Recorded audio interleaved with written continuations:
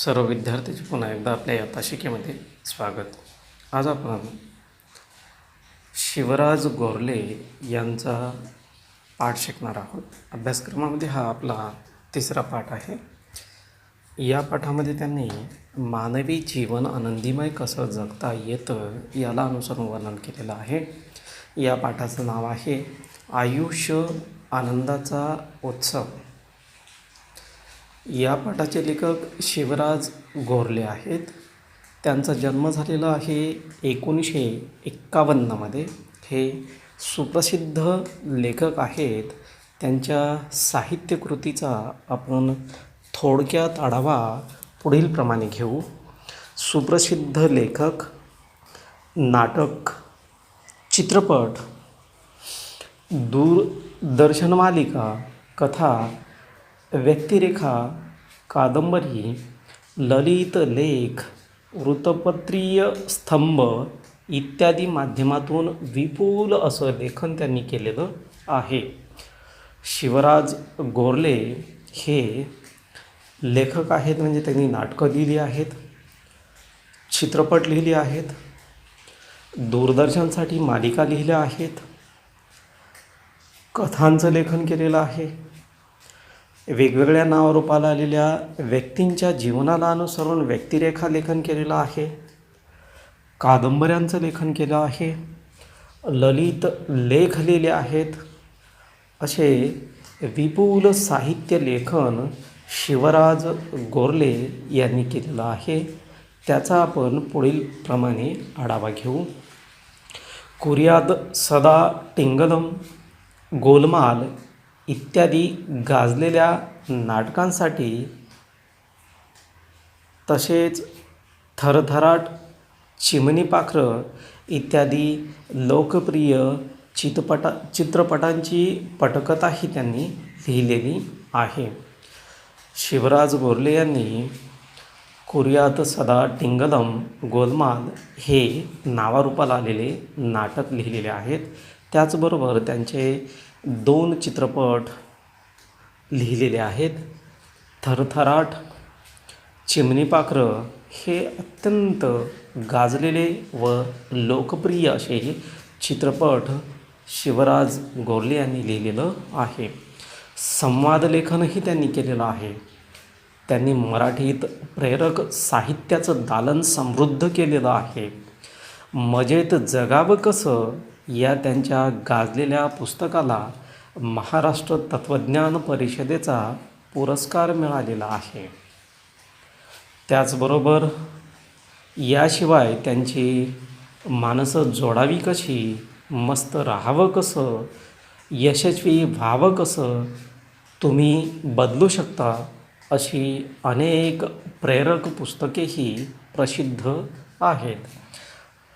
गोरले यांनी नाटकं लिहिलेलं आहेत, चित्रपटांसाठी पटकथा लिहिल्या आहेत.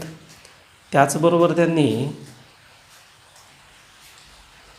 मानवी जीवन जगत असताना जीवनामध्ये येणाऱ्या छोट्या मोठ्या गोष्टीवरती कशा प्रकारे आरूढ व्हावं याला अनुसरून माणसं जोडावीत कशी, मस्त राहावं कसं, यशस्वी व्हावं कसं, तुम्ही बदलू शकता, अशा प्रकारचे लोकप्रिय पुस्तकंही त्यांनी लिहिलेली आहेत.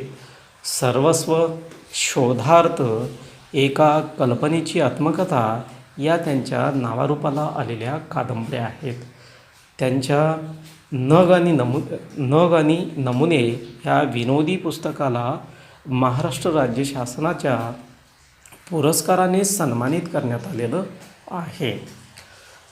गोरले हे एक चांगले सुप्रसिद्ध लेखक आहेत, नाटककार आहेत, पटकथा लेखन करणारे आहेत आणि त्याचबरोबर कादंबरी लेखन करणारे सुद्धा लेखक आहेत. त्यांच्या एकंदर साहित्याकडे बघितल्यानंतर आपल्याला त्यांना 2 पुरस्कार मिळालेले दिसतात.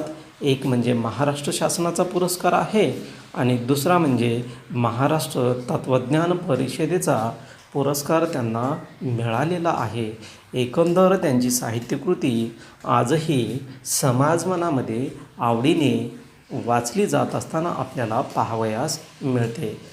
त्यांच्या या तिसऱ्या पाठामध्ये आयुष्य आनंदाचा उत्सव मध्यवर्ती असे त्यांनी पुढील उतार्यामध्ये सांगितलेलं आहे. त्याचं वाचन करू आणि विश्लेषण करू. प्रत्येकाला आनंद हवा असतो, परंतु बऱ्याचदा आनंद म्हणजे काय आणि तो कसा मिळवावा हे उमगत नाही. खरे तर आनंद बाहेर नसून अंतरंगात असतो, पण त्यासाठी आनंदाचे भान जागे असावे लागते. तर या ठिकाणी लेखकाने सांगितलेलं आहे, मानवी जीवन जगत असताना प्रत्येक मानवाला आनंदी राहावं वाटत असतं असं त्यांनी सांगितलेलं आहे. पण तो आनंद कुठे आणि कसा मिळतो हे मात्र प्रत्येकाला उमगत नाही असं त्यांनी सांगितलेलं आहे. खरा आनंद मानवाच्या अंतरंगातच असतो हे त्यांनी या ठिकाणी आम्हाला सुचवलेलं आहे.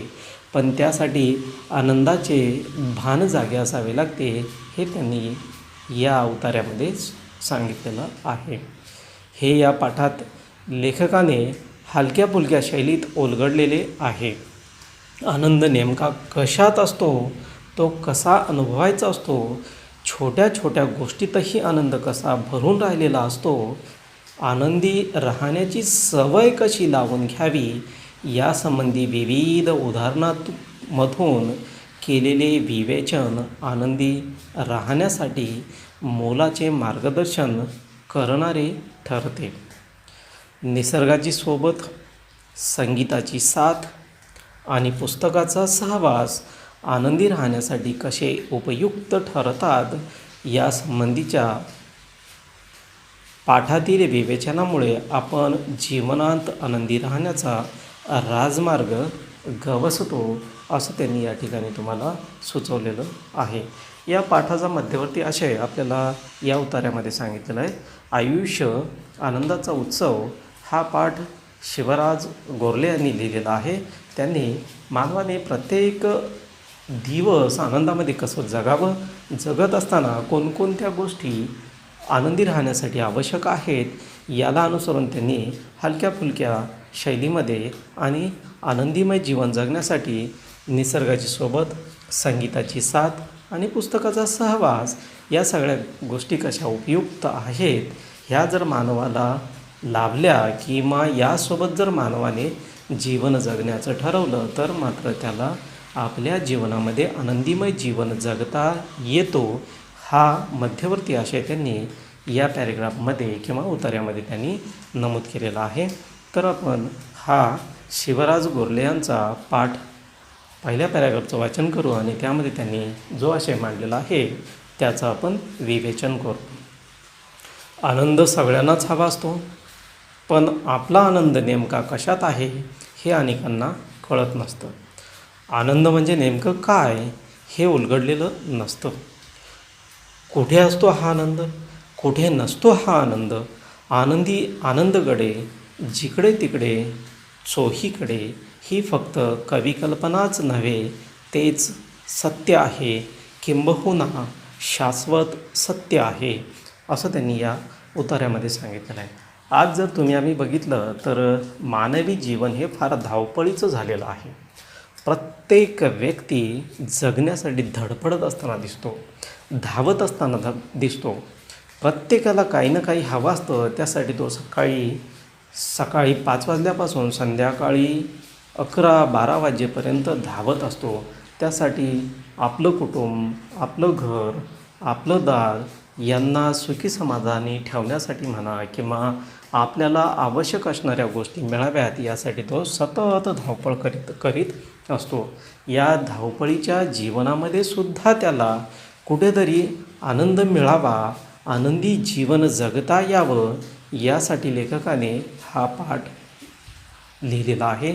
त्यामध्ये मानवाने जीवन जगत असताना कोणत्याही गोष्टीचा मनावर दडपण न घेता काही गोष्टीचा निसर्गामध्ये असणाऱ्या अनेक बाबींचा आधार घेऊन चांगल्या प्रकारे आनंदीमय जीवन जगता येतं असं त्यांनी आपल्याला सांगितलेलं आहे.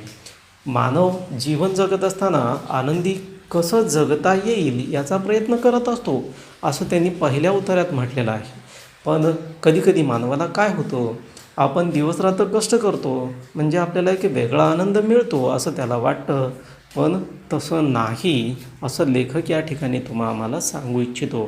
तर याच बाबतीत तो असं म्हणतो की बाबा आम्हाला आनंद नेमका कशात मिळतो आहे किंवा कशात आहे हे नेमकेपणाने उलगडत नाही असं त्यांनी तुम्हाला सांगितलेलं आहे.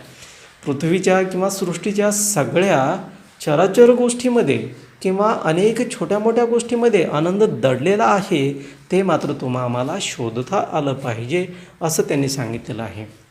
बालकवीची कविता जिकडे तिकडे आनंदी आनंद गडे ही जी कविता आहे किंवा आनंदी आनंद गडे जिकडे तिकडे चोहीकडे ही जी कविता आहे ती फक्त कविकल्पनाच नाही, तर निसर्गाच्या छोट्या छोट्या गोष्टीमध्ये सुद्धा आपल्याला आनंद घेता येतो. चिमण्यांचं चिवचिव करणं, मोरांचा पिसारा फुलवणं किंवा पावसाचं आवाज किंवा झऱ्याचं खळखळाट वाहनं यामधूनही आम्हाला आनंद घेता येतो. छोट्या छोट्या गोष्टीचा आस्वाद किंवा आनंद कसा घ्यायचा हे मात्र कवीने या ठिकाणी सांगितलेलं आहे. आणि त्यासाठी बऱ्याच लोकांना आनंद कुठे कसा नेमक्या ठिकाणी कसं मिळतो हे मात्र आजही त्यांना उलगडलेलं नाही, कळलेलं नाही असं त्यांनी सांगितलेलं आहे. आणि शेवटच्या ओळीमध्ये ते म्हणतात, आनंद मात्र पृथ्वीच्या मना सृष्टीच्या मना कणाकणामध्ये आहे हे मात्र सत्य आहे, किंबहुना शाश्वत सत्य आहे असं गोरले म्हणताना दिसतात. त्याचबरोबर त्यांनी पुढच्या उतार्यामध्ये काय सांगितलेलं आहे आपण त्याचं वाचन करू आणि विश्लेषण करू.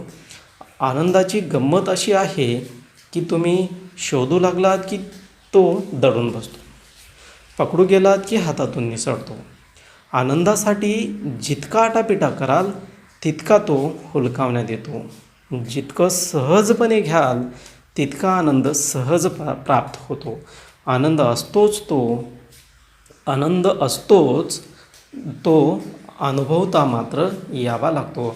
या ठिकाणी लेखकाने आम्हाला सुचवलेलं आहे, सृष्टीच्या कणाकणामध्ये आनंद दडलेला आहे, तो आम्हाला कसा घ्यायचा ते मात्र आम्हाला कळलं पाहिजे असं त्यांनी तुम्हाला सुचवलेलं आहे. यामध्ये त्यांनी सांगितलेलं आहे, आपल्याला एखादी गोष्ट कशी मिळवावी, कसं घ्यावं यासाठी आपण दिवसरात्र कष्ट करतो, धावपळ करतो, तेव्हा मात्र ती आपल्याला मिळत नाही. आता या ठिकाणी उदाहरणही त्यांनी दिलेलं आहे. आनंदाची गंमत अशी आहे, तुम्ही जेव्हा शोधू पाहता तेव्हा ती दडून बसते. जेव्हा आपण एखादी गोष्ट शोधतो तेव्हा ती आपल्याला मिळत नाही हे असं त्यांनी सांगितलेलं आहे. आणि आपण पकडण्याचा प्रयत्न करतो तेव्हा मात्र हातामधून निसटतो असं त्यांनी तुम्हाला सांगितलेलं आहे. आनंद आपण जेवढा पकडण्याचा आटापिटा करतो तेवढा आपल्याला हुलकावण्यात येतो, म्हणजे आपल्यापासून दूर जातो.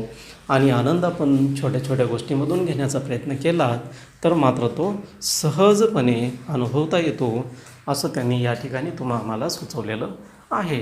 निसर्गामध्ये असणाऱ्या छोट्या छोट्या गोष्टी, कोकिळाचं ओरडणं कानाला आल्हाददायक वाटतं, पाऊस पडणं आनंदाचं वाटतं, या सगळ्या गोष्टी आम्हाला आनंदही वाटतात. एखादं गुलाबाचं फूल बघितल्यानंतर मन प्रसन्न होतं. त्या छोट्या मोठ्या गोष्टी जेव्हा आपण पाहतो, ऐकतो तेव्हा मात्र त्यामधून आनंद घेता येतो. आणि त्यांनी सांगितलं आहे, जेवढं तुम्ही सहज घ्याल, छोट्या छोट्या गोष्टीचा आस्वाद घ्याल. एखादा व्यक्ती झोपेतनं उशिरा उठत असेल तर त्याला सूर्योदय कसा होतो, सूर्य अस्त कसा होतो ते मात्र त्याला कळणार नाही आहे. आणि त्याचा आस्वाद घ्यायचा असेल तर त्याने मात्र लवकर उठावं लागतं. आणि आपल्याला डोळे असल्यामुळे सूर्योदय असेल, सूर्यास्त असेल, त्याचा तो देखावा, त्यात असणाऱ्या छोट्या छोट्या गोष्टीचा आस्वाद आम्हाला घेता येतो असं लेखकांनी सुचवलेलं आहे. यासाठी मात्र तुम्हाला एक छोटीशी गोष्ट सांगतो, ज्याच्या माध्यमातून आयुष्यामध्ये मानवाने मिळवण्यासाठी कशा प्रकारे सुखी आनंदी जीवन जगण्यासाठी कसं धडपड करतो हे मात्र त्यांनी या ठिकाणी तुम्हाला सुचवलेलं दिसतं. आता या उत्तराचं वाचन करू आणि त्याला अनुसरून विश्लेषण करू. आनंदाच्या बाबतीत कळसा काखेत असूनही आपण गावाला वळसा खालीत असतो. आनंद आपण बाहेर शोधत असतो आणि तो मात्र आत असतो. आनंद आपल्या मनातच असतो. आनंदाच्या झऱ्याचा उगम आपल्या अंतरंगात असतो असं त्यांनी सांगितलं आहे. प्रत्येकाला वाटतं की आनंद कुठेतरी आपल्याला बाहेर मिळतं, बाहेर शोधावं, बाहेर बघावं, पण तसं नाही आहे. जशी मन आहे काखेत कळसा आणि गावाला वळसा, तशा प्रकारची गोष्ट आहे.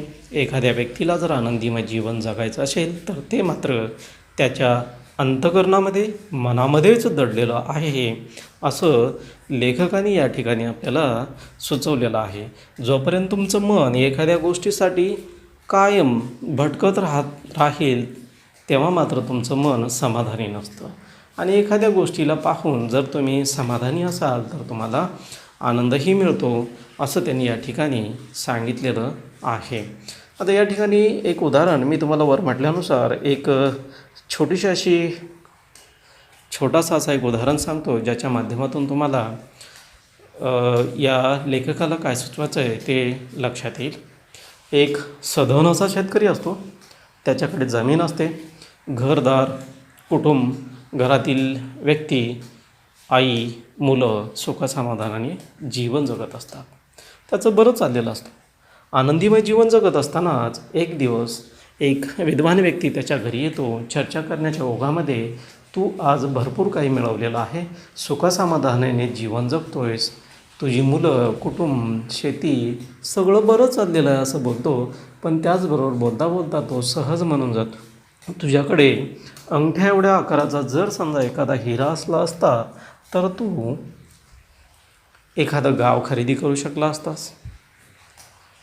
मुठी एवढ्या आकाराचा जर हिरा असला असता तर तू एखादं शहर खरेदी करू शकला असता. हिरा हा अत्यंत मौल्यवान वस्तू आहे असं जेव्हा त्याला म्हटलं जातं, तेव्हा मात्र तो रात्रभर झोपत नाही. सकाळी उठतो, आपली संपूर्ण जमीन विकतो, आपल्या कुटुंबातील व्यक्तींची एका ठिकाणी व्यवस्था करतो आणि हिऱ्याच्या शोधामध्ये संपूर्ण जगभर फिरतो. फिरत असताना त्याला लक्षात येतं, हिरा काय आपल्याला मिळत नाही आहे, समाधान आपल्याला मिळत नाही आहे, आनंद मिळत नाही आहे.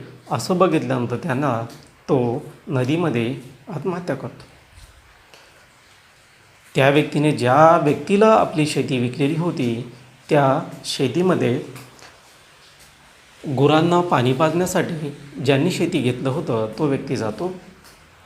पाणी पाजत असताना त्याला त्या कुठेतरी एखादा खडा चकाकत असताना दिसतो.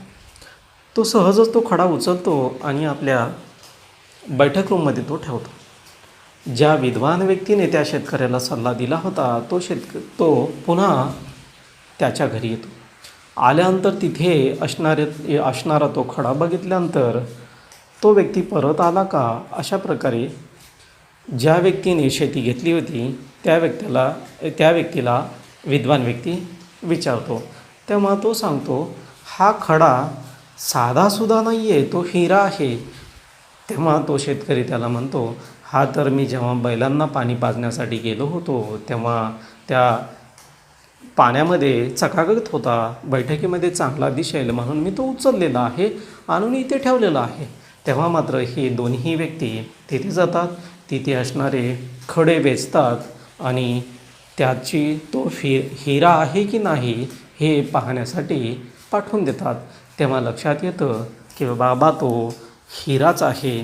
तेव्हा मात्र लक्षात येतं, जो व्यक्ती हिऱ्याच्या शोधासाठी आपलं घरदार विकतो, शेती विकतो आणि हिरा शोधत जातो, त्या व्यक्तीची संपूर्ण शेती ही हिऱ्याच्या खड्यांनी भरलेली असते.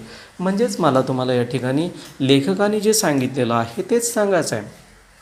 मानव जेव्हा सुखाच्या शोधामध्ये बाहेर भटकत असतो, सुख त्याला बाहेर मिळत नाही, आनंद त्याला बाहेर मिळत नाही, तर ते आनंद केवळ त्याच्या अंतर्मनामध्ये दडलेलं असतं, तेच त्याला शोधावं लागतं. हे आपल्याला या कथेच्या किंवा उदाहरणाच्या माध्यमातून सांगता येतं. त्याचबरोबर आपल्याला पुढील उतार्याचं वाचन करायचं आहे आणि गोरले यांनी जे सांगितलेलं आहे त्याचं विश्लेषण आपल्याला करायचं आहे. हे खरं आहे की आनंद सर्वत्र असतो, पण अंतरंगात आनंद असेल तरच तो अनुभवता येतो. आनंदाचं नातं जुळतं ते फक्त आनंदाशी. आनंदाला आकर्षित करतो तो फक्त आनंदच. आनंदाला प्रसवतो तोही आनंदच. या ठिकाणी लेखकाने सांगितलेलं आहे बाबा, आनंद जरी आपल्या अंतरंगात असला, सर्वत्र असला, तरी तो अनुभवत असताना मात्र आपलं नातं आनंदाशीच जुळवत असतो. अशा प्रकारे त्यांनी सांगितलेलं आहे. आनंद आनंदाशीच जुळवून घेतो, आनंदाकडेच आकर्षित होतो. या गोष्टी मात्र लेखकाने या ठिकाणी सुचवलेल्या आहेत. त्याचबरोबर पुढच्या उतार्यामध्ये लेखक सांगू इच्छितो, आनंदाचं भान जागृत ठेवणं हेच आनंदाचं रहस्य आहे. असंख्य अगणित पातळ्यावर आनंद अनुभवता येतो. आपल्या आयुष्यासोबत ज्याचं अस्तित्व असतं तो म्हणजे अस्तित्वाचा आनंद. आपलं अस्तित्व आपण नेहमीच गृहीत धरून चालतो आणि अस्तित्वाच्या आनंदाला मुकतो. आपल्या अस्तित्वाची साक्ष देत असतो तो आपला श्वास. या ठिकाणी लेखकांनी सांगितलं आहे, मानवाला आपलं अस्तित्व जाणवत असतं, लक्षात येत असतं आणि तेच जर समजा त्याला योग्य वेळी जाणवलं तरच तो खऱ्या अर्थाने आयुष्याचा आस्वाद घेऊ शकतो. जेव्हा एखादा व्यक्ती आपण मरणार आहोत या भीतीपोटी आयुष्य जगायचं सोडलं तर त्याला खऱ्या अर्थाने जीवनाचा आस्वाद घेता येत नाही. पण त्याने जर ठरवलं की बाबा उद्याचा दिवस उद्या, भूतकाळ भविष्यकाळ याचा विचार न करता केवळ वर्तमान काळामध्ये मला चांगल्या प्रकारे कसं जीवन जगता येईल याचा विचार करून आपल्या अस्तित्वाला गृहीत धरून जीवन जगण्याचा प्रयत्न केला तरच तो चांगल्या प्रकारे आनंदमय जीवन जगू शकतो. अन्यथा आनंदाला तो मुखत असतो, असं या ठिकाणी लेखकांनी आपल्याला सुचवलेलं आहे. आपल्या अस्तित्वाची साक्ष देत असतो तो आपला श्वास, असं लेखकांनी या ठिकाणी म्हटलेलं आहे. शिवराज गोरले यांनी आयुष्य आनंदाचा उत्सव या पाठामध्ये मानवाला जीवन जगत असताना आनंदीमय जीवन जगायला हवं, त्यासाठी त्याला आनंद इतरत्र भटकून मिळत नाही, तर त्यासाठी त्याला आपल्या अंतरंगात शोधावं लागतं.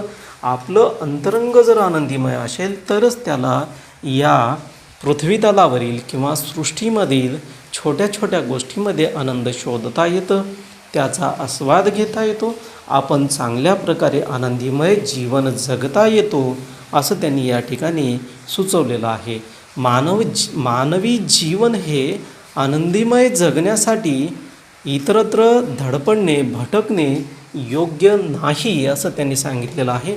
सृष्टीतील किंवा पृथ्वीतलावरील छोट्या छोट्या गोष्टीचा आस्वाद आपल्याला अनुभवायचा असेल तर मात्र प्रथमतः आनंद आपल्या मनामध्ये शोधावा लागतो. आपलं मन प्रसन्न आनंदी असेल तरच आपण जगभरातील छोट्या छोट्या गोष्टीचाही आस्वाद घेऊन आनंदीमय जीवन जगू शकतो, असं त्यांनी मला या ठिकाणी सुचवलेलं आहे. त्याचबरोबर पुढच्या उतार्यामध्ये लेखक काय सांगतात ते पाहू. आपल्या श्वासाचंही आपल्याला भान नसतं.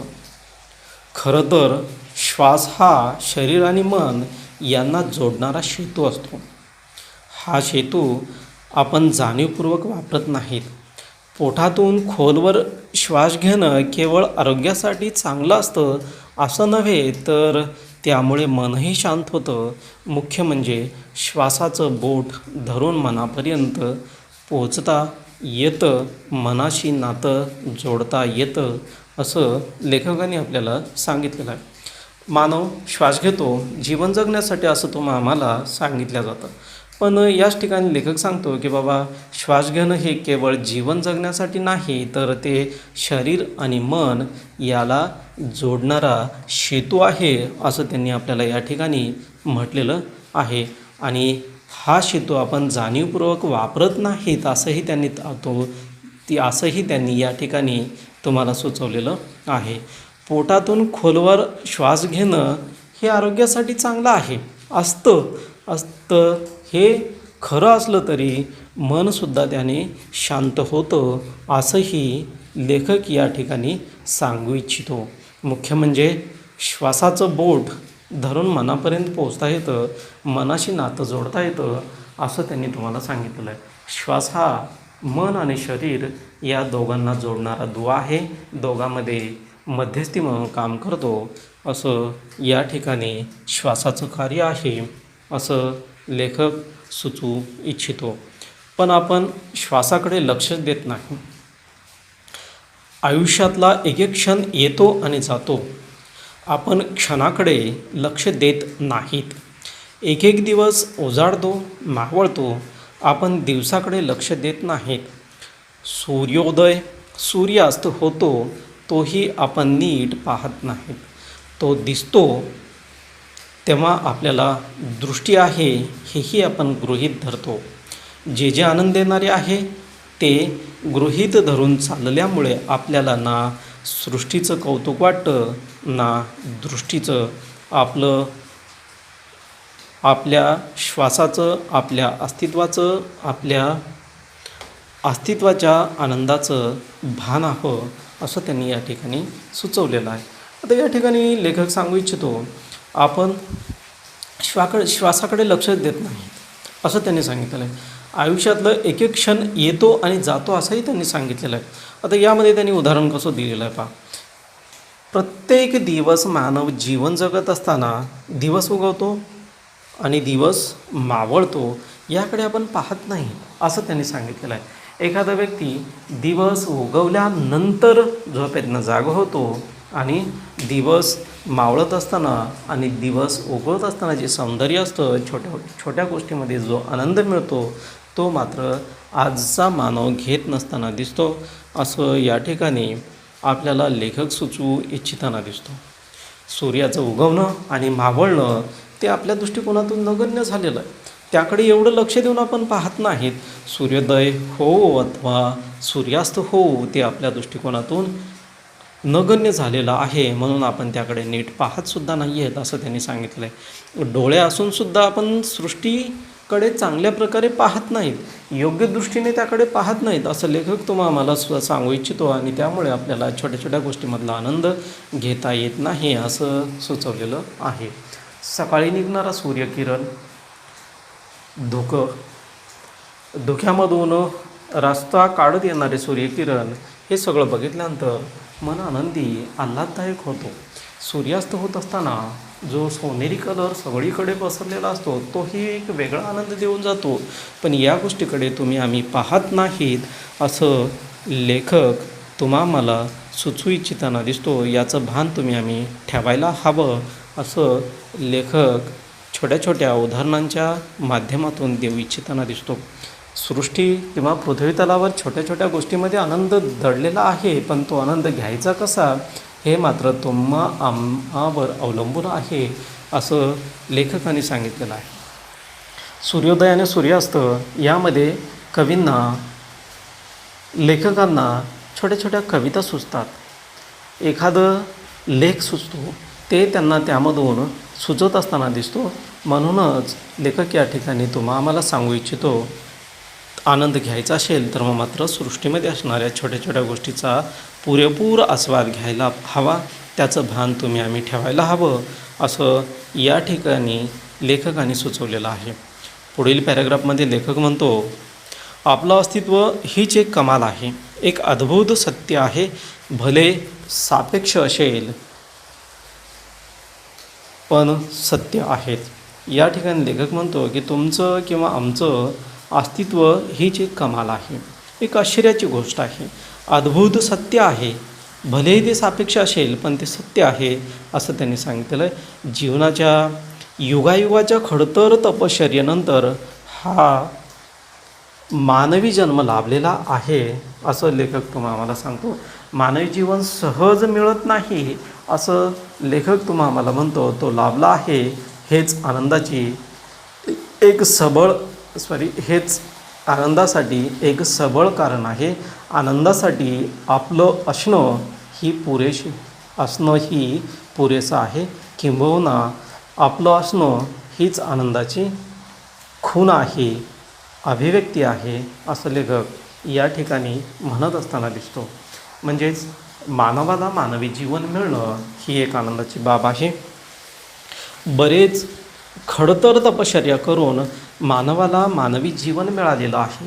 आता आपल्या हिंदू धर्मामध्ये म्हटलं जातं की बाबा मानवाला अनेक पशु पक्षी प्राण्यांचे जीवन घेऊन पुन्हा मानवी जन्म मिळत असतो. कुठेतरी पुण्यकर्म केल्यामुळे मानवी जीवन मिळतो आणि हा मानवी जीवन तुम्हा आम्हाला लाभणं म्हणजे तो एक आनंदाचा आहे, एक सबळ कारण आहे असं लेखक सांगू इच्छितो.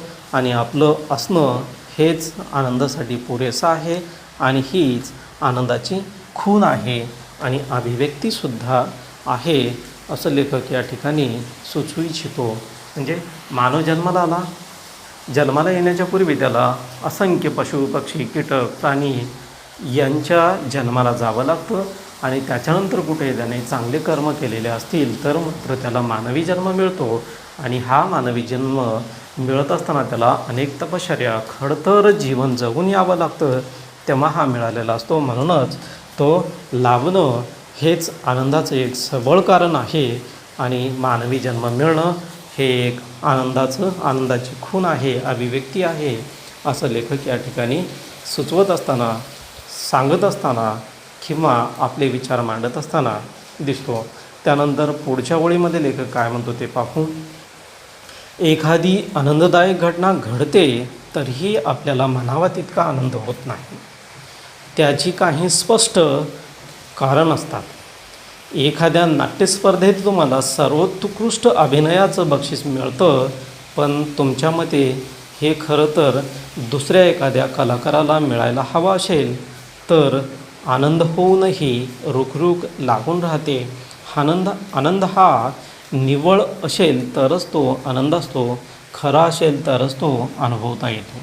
या ठिकाणी लेखकाने एक उदाहरण दिलेलं आहे, त्याच्या माध्यमातून तो सांगू इच्छितो. मानवी जीवनामध्ये एखाद्या व्यक्तीला एखादी आनंदमय घटना घडलेली असेल.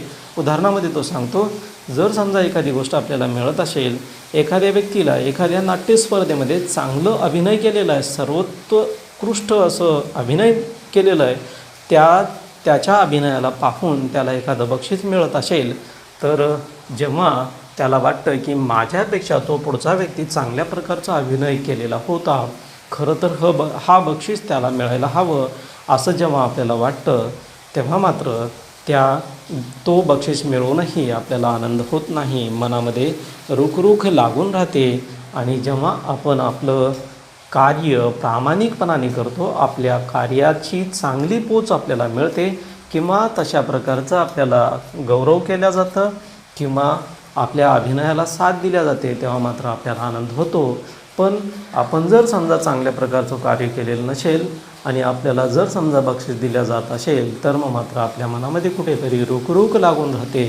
हा बक्षीस माझ्यासाठी नाही तर खरं कार्य करणाऱ्या व्यक्तीला मिळायला हवा असं आपल्याला वाटत असतं आणि जरी तो आपल्याला मिळालेला असला तरी तो आनंद आपल्याला चांगल्या प्रकारे अनुभवता येत नाही, घेता येत नाही असं लेखक या ठिकाणी सुचवलेलं दिसतं. म्हणजेच खरा आनंद घेण्यासाठी सुद्धा आपण तशा प्रकारचं कार्य करायला हवं आणि तशा प्रकारे आपण कार्य केल्यानंतर मग जर आपल्याला बक्षीस मिळालं तर मात्र आपल्याला खरा आनंद होतो.